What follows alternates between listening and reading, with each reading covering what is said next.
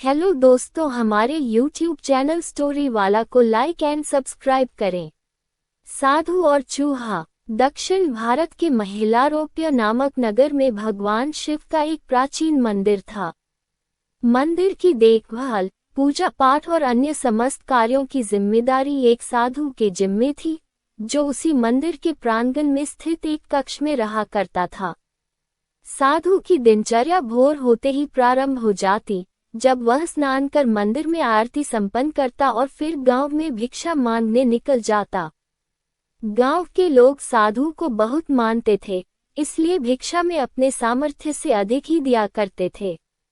साधु भिक्षा में प्राप्त अनाज से स्वयं के लिए भोजन बनाता, कुछ मंदिर में काम करने वाले निर्धन मजदूरों में बांट देता और शेष एक पात्र में सुरक्षित रख देता था। उसी मंदिर के प्रांगण में एक चूहा भी बिल बनाकर रहता था। वह रोज रात साधु के कक्ष में आता और पात्र में रखे अनाज में से कुछ अनाज चुरा लेता। जब साधु को चूहे की करतूत के बारे में ज्ञात हुआ, तो वह पात्र को एक ऊंचे स्थान पर लटकाकर रखने लगा। लेकिन इसके बाद भी चूहा किसी न किसी तरह पात्र तक पहुंच जाता। उसमें इतनी शक्ति थी कि वह छलांग लगाकर इतनी ऊंचाई पर रखे पात्र तक आसानी से पहुंच जाता था। इसलिए चूहे को भगाने के लिए साधु अपने साथ एक छड़ी रखने लगा। जब भी चूहा पात्र के पास पहुंचने का प्रयास करता, वह छड़ी से वार कर उसे भगाने का प्रयास करता। हालांकि बहुत प्रयासों के बावजूद अवसर पाकर चूहा कुछ न कुछ पात्र से चुरा ही लेता था। एक दिन एक सन्यासी मंदिर में दर्शन के लिए आए। वे साधु से मिलने उसके कक्ष में गए। साधु ने उनका स्वागत किया और दोनों बैठकर वार्तालाप करने लगे। परंतु साधु का पूरा ध्यान सन्यासी की बातों में नहीं था। वह हाथ में छड़ी पकड़े हुए था और उससे बार बार जमीन को ठोक रहा था। अपनी बातों के प्रति साधु का विरक्त भाव देख सन्यासी क्रुद्ध हो गए और बोले, प्रतीत होता है कि मेरे आगमन से तुम्हें कोई प्रसन्नता नहीं हुई। मुझसे भूल हो गई, जो मैं तुमसे मिलने आ गया। अब मैं कभी यहाँ नहीं आऊंगा। सन्यासी का क्रोध देख साधु क्षमा मांगने लगा। क्षमा गुरुवर क्षमा, मैं कई दिनों से एक चूहे से परेशान हूँ, जो रोज मेरे द्वारा भिक्षा में लाए अनाज को चुरा लेता है।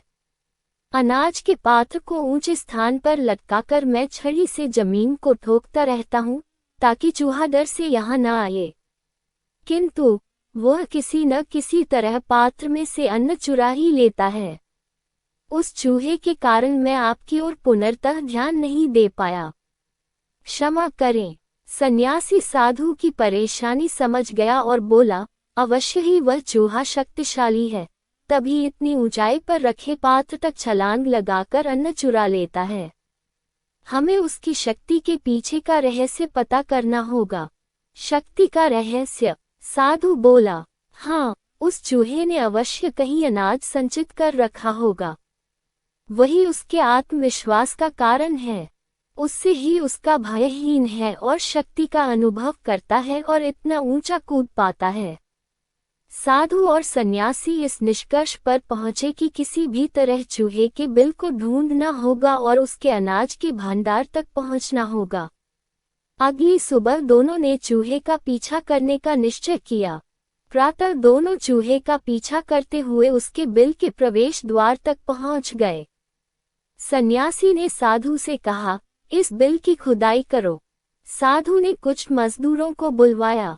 फिर उस समय जब चूहा बिल में नहीं था, मजदूरों द्वारा बिल की खुदाई की गई।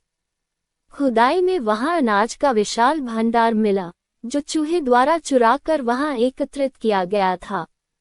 सन्यासी के कहने पर साधु ने वह सारा अनाज वहां से हटवा दिया। इधर जब चूहा अपने बिल में लौटा, तो सारा अनाज नदारद देख दुखी हो गया। उसका सारा आत्मविश्वास चला गया। कुछ दिनों तक वह साधु के पात्र में से अनाज चुराने नहीं गया। किंतु वह कब तक भूखा रहता। एक दिन अपना आत्मविश्वास बटोरकर वह साधु के कक्ष में गया और वहां छत पर लटके अनाज के पात्र तक पहुंचने के लिए छलांग लगाने लगा। किंतु उसकी शक्ति क्षीण हो चुकी थी। कई बार छलांग लगाने पर भी वह पाथ तक पहुंच नहीं पाया। अवसर देख साधु ने उस पर छड़ी से जोरदार वार किया। चूहा किसी तरह अपने प्राण बचाकर घायल अवस्था में वहां से भागा। उसके बाद वह कभी न मंदिर गया न ही साधु के कक्ष। सार: साधन संपन्न व्यक्तियों में अपने संसाधनों के कारण उच्च आत्मविश्वास और आत्मबल होता है, किंतु संसाधनों का अभाव उनका आत्मविश्वास और आत्मबल क्षीण कर देता है और वे कमजोर पड़ जाते हैं। इस स्थिति में उन पर नियंत्रण प्राप्त करना और उन्हें पराजित कर पाना सरल हो जाता है।